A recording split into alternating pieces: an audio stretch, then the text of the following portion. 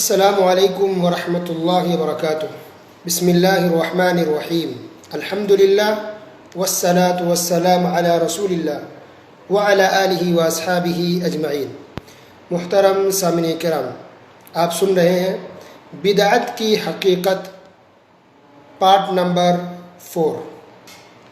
دیکھیے، ہم سب مسلمانوں کو پتہ ہے کہ اللہ سبحانہ و تعالیٰ نے ہمارے آخری پیغمبر محمد رسول اللہ صلی اللہ علیہ وسلم کو بھیجا تاکہ عمل کر کے دکھا دے عبادت کیسے کرنی ہے، ہر عبادت کو کیسے انجام دینا ہے، نماز کیسے پڑھنی ہے، ذکر و اذکار، زکوٰۃ کے طریقے، جو کچھ ہے عملی طور پر رسول اللہ صلی اللہ علیہ وسلم نے ساری باتیں کر کے دکھا دیا۔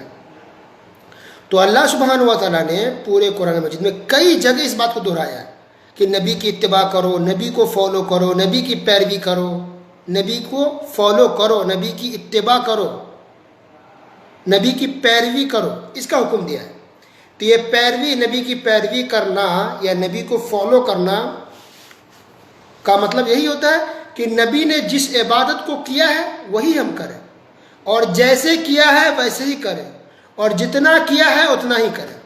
اس میں ہم گھٹا نہیں سکتے، اس میں ہم بڑھا نہیں سکتے، اضافہ نہیں کر سکتے، اور نہ ہی الگ ڈھنگ سے کر سکتے۔ اگر کچھ بھی ہم ایسا کرتے ہیں تو اس کو بدعت کہیں گے۔ اضافہ نہیں کر سکتے، گھٹا نہیں سکتے، اپنے طریقے سے نہیں کر سکتے۔ لقد کان لکم فی رسول اللہ اسوۃ حسنہ، اللہ سبحانہ و تعالیٰ نے بیان فرمایا سورہ احزاب کی آیت ہے 21ویں پارے کے اندر کہ نبی کی زندگی میں تمہارے لیے نمونہ ہے۔ تو رسول اللہ صلی اللہ علیہ وسلم کی زندگی میں ہمارے لیے نمونہ ہے، یعنی جو بھی عبادتیں ہم کریں گے، شریعت کا، دین کا جو بھی کام ہم کریں گے، اس میں نبی کو دیکھیں گے صلی اللہ علیہ وسلم کہ انہوں نے کیسے کیا ہے، کتنا کیا، کس طرح سے کیا۔ ٹھیک ہو بہو ہمیں کاپی کرنا ہے نبی کو ہر معاملے میں، یعنی دین کے، شریعت کے ہر معاملے میں ساری عبادتوں کو ہم ایسے ہی انجام دیں گے، ایسے ہی ادا کریں گے جس طرح سے نبی صلی اللہ علیہ وسلم نے کیا ہے۔ تو نبی کی اتباع کرنے کا حکم ہے۔ تو اتباع کیسے ممکن ہے؟ یہ پیروی، یہ مطابقت نبی کی کیسے ہوگی، نبی کی پیروی کیسے ممکن ہوگی؟ اس کے لیے 6 چیزیں ہیں۔ 6 چیز کے بغیر نبی کی پیروی مکمل نہیں ہو پائے گی۔ ارے ہم سب دعویٰ کرتے ہیں نا کہ نبی کی پیروی کر رہے ہیں، الحمدللہ سارے مسلمان کرتے بھی ہیں، لیکن پورے پرفیکٹ نہیں ہیں۔ بہت سے لوگ پورے طرح سے پیروی نہیں کر رہے کیونکہ ان میں 6 چیزوں میں سے کوئی نہ کوئی کمی ہو جاتی ہے۔ تو نبی کے ایک دم پرفیکٹ، کریکٹ، پورے طور پر اگر کوئی مسلمان نبی کی پیروی کر رہا ہے تو اس کے لیے ضروری ہے کہ اس کے اندر 6 چیزیں ہوں۔ دین کا کوئی بھی کام کرے اور نبی کی پیروی ہے تو 6 چیز کے بغیر نبی کی پیروی مکمل نہیں ہو پائے گی۔ وہ 6 چیز کیا ہے؟ 6 چیز یہ ہے: نمبر 1 سبب، نمبر 2 جنس، نمبر 3 مقدار، نمبر 4 کیفیت، نمبر 5 وقت، زمانہ، وقت، اور نمبر 6 مکان، جگہ۔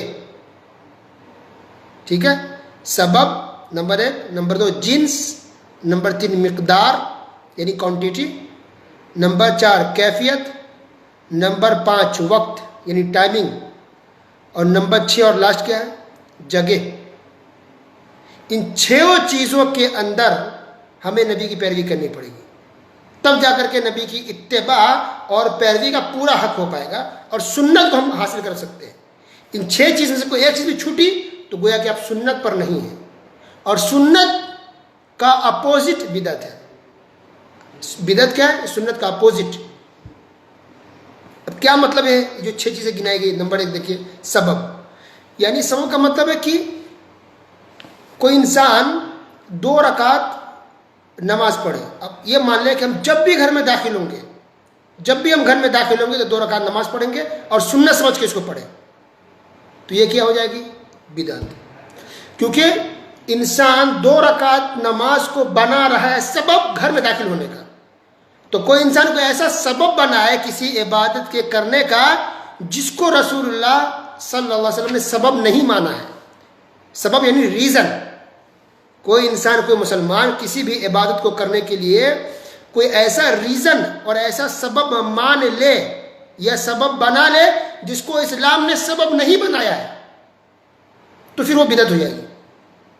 تو جیسے اس کی مثال کہ اگر کوئی انسان یہ مان لے کہ جب بھی ہم گھر میں داخل ہوں گے 10 مرتبہ 20 مرتبہ جب بھی ہم گھر میں داخل ہوں گے تو 2 رکعت نماز پڑھیں گے کیونکہ یہ سنت ہے، یہ سنت نہیں بلکہ بدعت ہو جائے گی.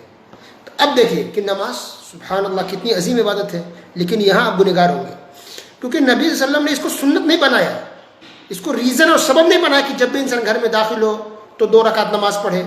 یہ آپ کی کمپنی سے بنائی ہوئی چیز ہے، یہ نئی چیز آپ نے پیش کی ہے، یہ بدعت ہے. نبی نے سبب کس کا بنایا کہ وضو، کہ جب بھی انسان وضو کرے 2 رکعت نماز پڑھ سکتا ہے، تحیۃ الوضو کرتے وہ صحیح ہے. جب بھی آپ مسجد میں داخل ہو نماز پڑھیں، یہ سبب نبی نے بتایا ہے. ٹھیک ہے، اور بھی کچھ چیزیں جس کا سبب بنایا تو وہ تو ٹھیک ہے، لیکن کوئی انسان اپنی طرف سے کوئی ایسا ریزن اور سبب ڈھونڈ لے اپنی طرف سے اور اس کی پابندی شروع کر دے جس کو اس شریعت نے اسلام نے سبب مانا ہی نہیں ہے تو وہ بدعت ہو جاتی ہے. اس کی مثال ہو گئی سبب کی. ایک مثال یہ بھی ہو سکتی ہے کوئی انسان غزوہ بدر ہوئی جس تاریخ کو 17 رمضان کو غزوہ بدر ہوئی ہے، اب کچھ 17 رمضان کو روزہ رکھنا شروع کر دے الگ سے. خیر رمضان میں تو روزہ رکھتے ہی ہیں لیکن کوئی الگ سے کوئی عبادت کرے، الگ سے کوئی خاص بات مان لے کہ 17 رمضان کو جنگ بدر ہوئی ہے چلو ہم یہ خاص عبادت کرتے ہیں، وظیفہ کرتے ہیں خاص. بدعت. کیوں؟ کیونکہ اسلام نے نبی صلی اللہ علیہ وسلم نے اور صحابہ کرام نے اس کو سبب بنایا ہی نہیں ہے کہ جنگ بدر جس تاریخ کو ہوئی ہے 17 رمضان کو تو اس دن ہم الگ سے کچھ کریں. ٹھیک ہے، کچھ لوگ قرآن خوانی کرتے ہیں، کسی کی موت ہو گئی اب قرآن خوانی کر رہے ہیں، نیا گھر بنا قرآن خوانی کر رہے ہیں، گھر خریدا قرآن خوانی کر رہے ہیں، یعنی کچھ لوگوں کو بلا کے قرآن پڑھوا دینا. تو علماء کرام نے اس کو بھی بدعت اسی لیے کہا ہے کیونکہ اس کو سبب شریعت نے نہیں بنایا. نبی صلی اللہ علیہ وسلم کے زمانے میں وفات ہوتی تھی، لوگ شہید ہوتے تھے، گھر بنتے تھے، لوگوں کا انتقال ہوتا تھا، تو کیا صحابہ کرام رضی اللہ عنہم قرآن خوانی کراتے تھے؟ نہیں. اس کو سبب انہوں نے نہیں بنایا کہ قرآن خوانی کرائیں گے موت پر، گھر پر، وفات پر تو خیر و برکت آئے گی. اس کو سبب شریعت نے نہیں مانا ہے. تو آج ہم لوگ ماننا ہے، یہ جو مسلمان مانتا ہے تو علماء نے کہا کہ یہ قرآن خوانی کرانا بدعت ہے.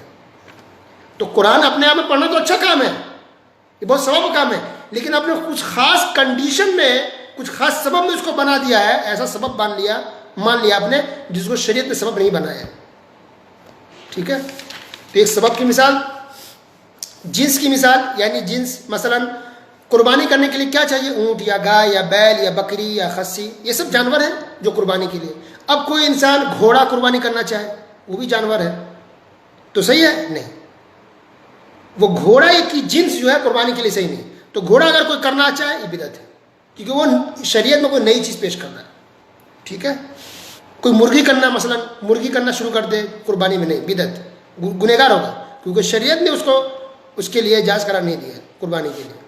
تو جنس کی مثال کہ حالانکہ جانور وہ بھی ہیں، گھوڑا بھی جانور، یہ بھی ہے مرغی بھی، لیکن وہ جانور نہیں جس کو اسلام نے قربانی کرنے کو کہا ہے، جس کو جنس. تیسری بات مقدار.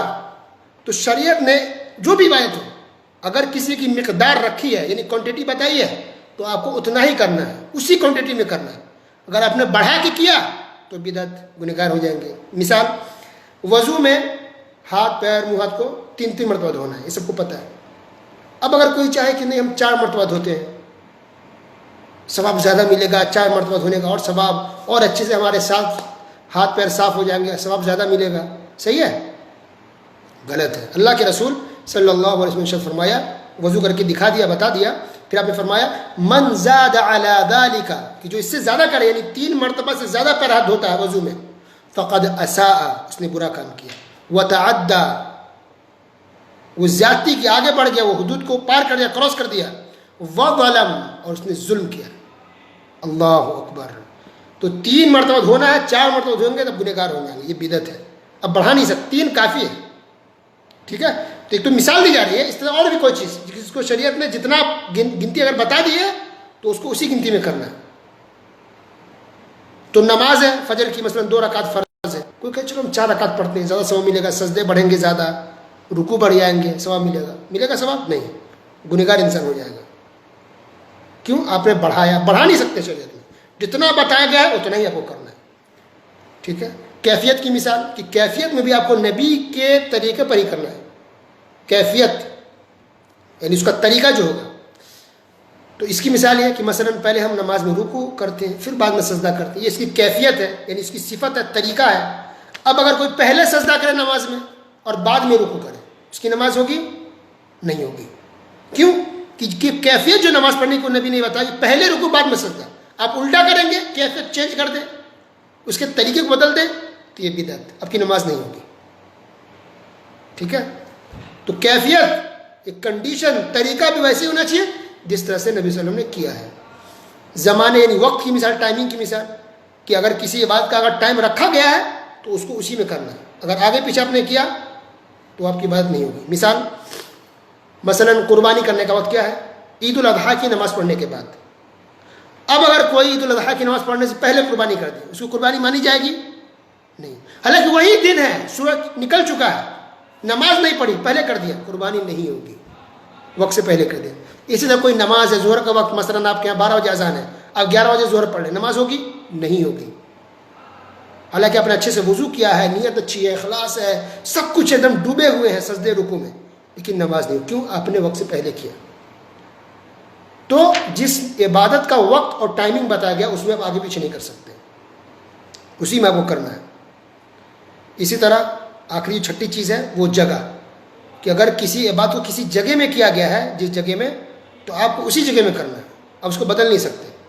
تو مثلا طواف نبی صلی اللہ علیہ وسلم نے کہاں کیا؟ خانہ کعبہ کا، تو اب ہم طواف خانہ کعبہ میں ہی کریں گے بس، مسجد نبوی میں طواف نہیں کر سکتے، مسجد اقصیٰ میں طواف نہیں کر سکتے، حالانکہ ان دونوں مسجدوں کی بھی فضیلت ہے، مسجد قباء کی فضیلت ہے، وہاں طواف نہیں کر سکتے۔ تو پھر ایک مسلمان کیسے طواف کرتا ہے مزاروں پر، درگاہوں پر، کیسے اس کے لیے جائز ہوگا؟ اللہ اکبر۔ اسی طرح اعتکاف کی جگہ مسجد ہے، قرآن میں اللہ نے ذکر کیا مسجد کا اعتکاف کے ساتھ۔ تو اگر کوئی گھر میں اعتکاف کرے، اس لیے علماء نے کہا ہے، بہت سے علماء نے کہ یہ بدعت ہے، کیونکہ اعتکاف کی جگہ مسجد ہے، آپ نے گھر کیسے بنا لیا؟ تو کسی عبادت کو اگر کسی جگہ سے جوڑا گیا ہے تو اس عبادت کو اسی جگہ میں کریں گے، اگر آپ جگہ بھی تبدیل کرتے ہیں تو یہ بھی بدعت ہے۔ تو ان 6 چیزوں کے اندر دیکھیے مطابقت اگر ہوگی، کریں گے، تب جا کے گویا کہ آپ نبی کی صحیح سے پیروی کر رہے ہیں اور پورے طور پر سنت پر عمل کر رہے ہیں۔ ایک بھی چیز اگر دائیں بائیں کرتے ہیں یا الگ ہٹ کے کرتے ہیں وہ بدعت ہے۔ تو عبادتیں ایسی ہے یا شریعت کا معاملہ ایسا ہے کہ آپ کو اتنا ہی کرنا ہے جتنا نبی نے کیا ہے، اور اسی طرح کرنا ہے جس طرح سے نبی صلی اللہ علیہ وسلم نے کیا ہے یا کرنے کو کہا ہے۔ اپنی مرضی اور منمانی ہم شریعت کے معاملے میں نہیں چلا سکتے، آگے پیچھے ہم اس کو نہیں کر سکتے، تبدیل نہیں کر سکتے، اگرچہ وہ چیز آپ کو اچھی لگتی ہے۔ ٹھیک ہے؟ اچھا، 6 چیز اور ہیں جس سے یہ پتہ چلتا ہے، یعنی عقلی طور پہ اگر دیکھیں تب بھی لگے کہ بدعت غلط ہے۔ کیا وجوہات ہے کہ بدعت غلط ہے؟ اس کو ہم پوائنٹس کے حساب سے بھی دیکھتے ہیں۔ نمبر 1 کہ تجربے سے، ایکسپیرینس یہ ثابت ہے کہ سب کی عقل الگ الگ ہے، سب کی سوچ الگ، سب کی پسند الگ، سب الگ الگ چاہتا ہے۔ کسی کو سفید وائٹ رنگ پسند ہے، کسی کو ریڈ پسند ہے، کسی کو بلو پسند ہے، کسی کو کچھ اور رنگ پسند ہے، عقل الگ الگ ہے۔ تو اگر ہم شریعت پر عمل کریں لوگوں کی پسند کے حساب سے، اس کو اچھا لگ رہا ہے، مجھے اچھا لگا، فلاں حضرت کو اچھا لگا، ارے فلاں تو دیندار آدمی اس نے ایسا کیا ہے، تو اس کے حساب سے کریں گے؟ نہیں، قرآن حدیث کے حساب سے۔ اسی طرح نمبر 2 کہ اسلام مکمل ہے، کمپلیٹ ہے، اس میں کمی کی یا بڑھانے کی کوئی گنجائش نہیں ہے۔ اللہ تعالیٰ نے سورہ مائدہ 6 پارے کے اندر ذکر کیا، الیوم اکملت لکم دینکم، کہ میں نے قرآن کو مکمل کر دیا ہے، دین کو، اسلام کو۔ اللہ نے کہا کہ میں نے اسلام کو مکمل اور کمپلیٹ کر دیا ہے۔ تو جب اسلام کمپلیٹ ہے تو پھر بدعت کی اس میں کوئی گنجائش نہیں ہوگی، اور کمپلیٹ اسی کو کہتے ہیں کہ جس میں نہ گھٹایا نہ بڑھایا جائے۔ ٹھیک ہے؟ اگر گلاس، پانی کا گلاس آپ کا بھرا ہو تو کیا اس میں آپ پانی ڈال سکتے ہیں؟ نہیں، اگر ڈالیں گے تو کیا ہوگا؟ پانی ضائع ہو جائے گا، برباد ہو جائے گا۔ تو اس لیے دین ہی مکمل ہے، اگر بڑھائیں گے اس میں کوئی نئی چیز لائیں گے عبادت کے نام پر ثواب سمجھ کے، وہ آپ کا عمل برباد ہو جائے گا، فائدہ نہیں دے گا۔ نمبر 3 کہ بدعتی آدمی جو بدعت کرتا ہے اس کو بدعتی کہتے ہیں۔ تو بدعتی آدمی حقیقت میں وہ سرکش ہوتا ہے، وہ مخالف ہوتا ہے، وہ اینٹی ہے سنت کا۔ بدعتی کا مطلب ہے کہ گویا سنت کا مخالف ہے، وہ نبی کا مخالف ہے، وہ اینٹی ہے وہ۔ اور نمبر 4 کہ اسلام کو بنانے والا اللہ سبحانہ و تعالیٰ ہے، تو اللہ تعالیٰ کو زیادہ پتہ ہے کہ یہ چیز کیسے ہونی چاہیے، یا ہمیں اور آپ کو پتہ ہے کہ یہ چیز کیسے ہونی چاہیے؟ اللہ تعالیٰ کو زیادہ معلوم ہے نا۔ تو پھر ایک مسلمان کیسے منمانی کرتا ہے کسی بات میں کہ اگر ایسا کر لی تو کیا مشکل ہے، کیا حرج ہے، اسلام تو آسان ہے، آپ لوگ تشدد کرتے ہیں؟ نہیں، اسلام آسان کا مطلب یہ نہیں کہ من مانی کرے، اپنے طریقے سے عمل کرے، یہ تو بدعت ہے نا اگر انسان اپنے حساب سے کرے گا تو. ویسے ہی کرنا ہے جیسے بتایا گیا ہے. اب مثال کے طور واٹس ایپ گروپ آج کل چل رہا ہے، ہر جگہ واٹس ایپ گروپ ہے. اس میں اگر کوئی بھی گروپ ممبر اس کو ڈی پی کو چینج کر دے، اس کے نام کو اگر بدل دے، تو گروپ ایڈمن بلکہ گروپ کے سارے لوگ ناراض ہو جاتے ہیں. کیوں؟ کیونکہ وہ اس کا کام نہیں ہے، اس کا حق نہیں ہے. جو گروپ ایڈمن ہے، جو ذمہ دار ہے، اس کا کام ہے کہ اس میں تبدیلی کرے، کیا نام اس کو دینا ہے، کیا رول اس کو لانا ہے، اس کے حساب سے گروپ ممبر مان کے چلتے ہیں. اور تبدیلی کی جاتی ہے، سب ناراض ہو جاتے ہیں. تو چھوٹی سی چیزیں واٹس ایپ گروپ ہے جس کو لوگ یا گروپ ایڈمن برداشت نہیں کرتے، ناراض ہو جاتے ہیں. اگر اس کے اندر تبدیلی کی جائے اور اس کو کچھ بدلا جائے تو ایک شریعت اسلام، جو اسلام دھرم ہے، ریلیجن ہے، جس کے آدھار پر، جس کے بیس پر ہمارے جنت اور جہنم ہونے کا، جنت اور جہنم میں جانے کا فیصلہ ہونے والا آخرت کے دن، تو پھر اس چیز کے اندر کوئی انسان کیسے تبدیلی کر سکتا ہے اور اپنی طرف سے کوئی بدعت، خرافات، نئی چیزیں کیسے انسان ڈال سکتا ہے اور اس کے اس عمل کو کیسے برداشت کیا جائے گا؟ بالکل بھی نہیں. نمبر 5 کہ بدعت سے کوئی بدعت ایجاد کرتا ہے، بدعت کام کرتا ہے، اسے ایسا لگتا ہے کہ انسان زیادہ قابل ہے، زیادہ ہوشیار ہے، ایڈوانس ہے، اس کو وہ بات پتہ ہے جو نعوذ باللہ اللہ کو پتہ نہیں تھا، نعوذ باللہ نبی کو پتہ نہیں تھا. ایڈوانس والی بات آ جاتی ہے. اور نمبر 6 کہ بدعت سے ایسا لگتا ہے کہ کوئی بدعت کا مطلب ہوتا ہے نئی چیز پیش کرنا، نئی چیز لانا. تو کوئی بدعت کا کام لا رہا ہے، اس کا مطلب ایسا لگتا ہے کہ کوئی نعوذ باللہ کمی ہے دین میں، اس لیے کوئی انسان کوئی بدعت کا کام لا رہا ہے. استغفر اللہ. وصلی اللہ علی نبینا محمد وعلی آلہ وصحبہ اجمعین. والسلام علیکم ورحمۃ اللہ وبرکاتہ.